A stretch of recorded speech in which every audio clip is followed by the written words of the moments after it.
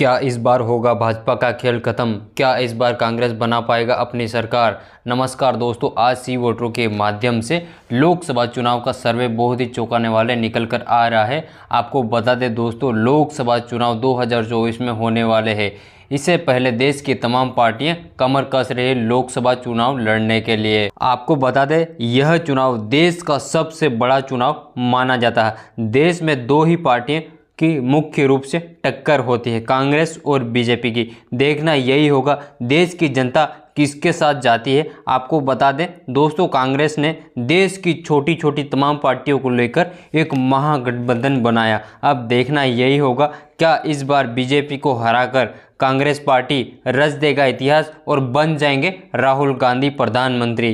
क्या इस बार भी कांग्रेस की कोशिश नाकाम हो जाएगा और मोदी सरकार बन जाएंगे फिर से प्रधानमंत्री। आपको बता दें, लोकसभा की कुल सीट 543 है। अगर किसी भी पार्टी को सरकार बनाना है तो उस पार्टी को 272 सीट जीतनी होगा, तो उस पार्टी की सरकार बन जाएगा। आखिर देखना यही होगा दोस्तों, सी वोटरों के माध्यम से किस पार्टी को बढ़त मिल रही और किस पार्टी को नुकसान का सामना करना पड़ रहा है। दोस्तों, अगर आप पहली बार हमारे चैनल पर आए हो तो चैनल को सब्सक्राइब जरूर कर लेना और वीडियो अच्छी लगे तो वीडियो को एक लाइक कर देना और कमेंट करके अपनी राय ज़रूर देना, आपके राज्य में किस पार्टी को कितनी सीट मिल रही हमको भी, ताकि अच्छे से पता चल सके। तो दोस्तों, हम सबसे पहले बात कर लेते हैं लोकसभा की 80 सीटों, जो सबसे बड़ा राज्य माना जाता है उत्तर प्रदेश। यहाँ पर कुल लोकसभा की 80 सीटें, 80 में से यहाँ पर बीजेपी को मात्र 30 सीट मिलती दिखाई दे रही और कांग्रेस को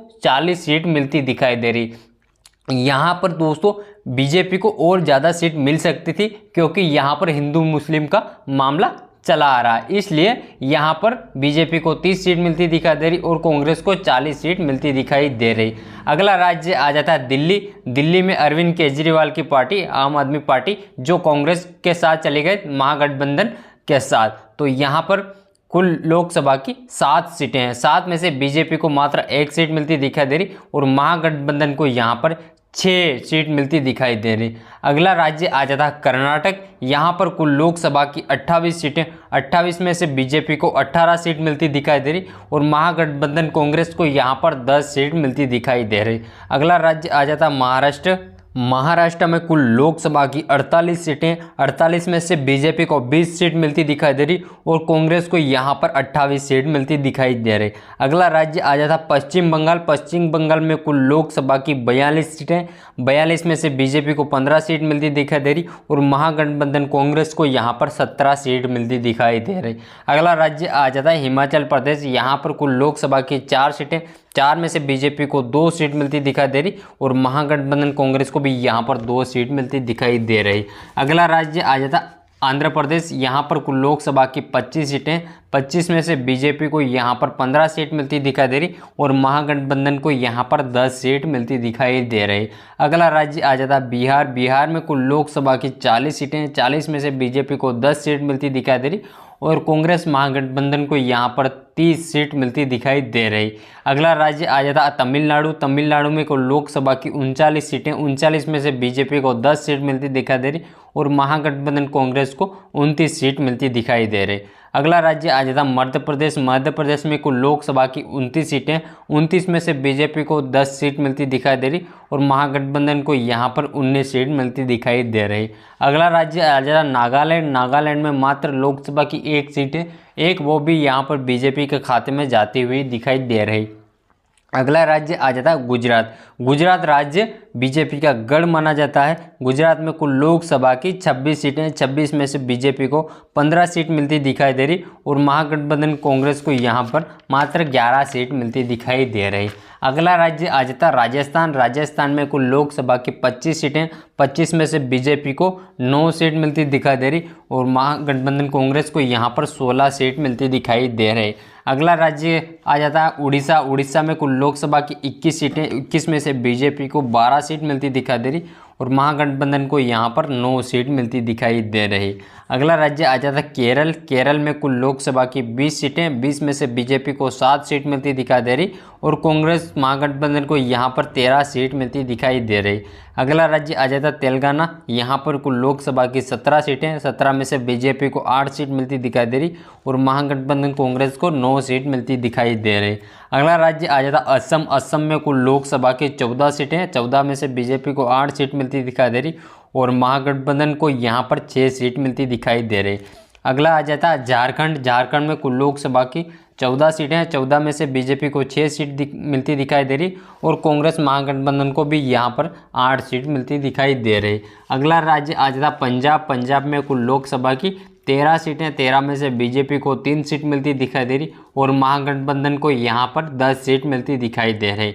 अगला राज्य आ जाता छत्तीसगढ़। छत्तीसगढ़ में कुल लोकसभा की 11 सीटें, 11 में से बीजेपी को 3 सीट मिलती दिखाई दे रही और महागठबंधन कांग्रेस को 8 सीट मिलती दिखाई दे रही।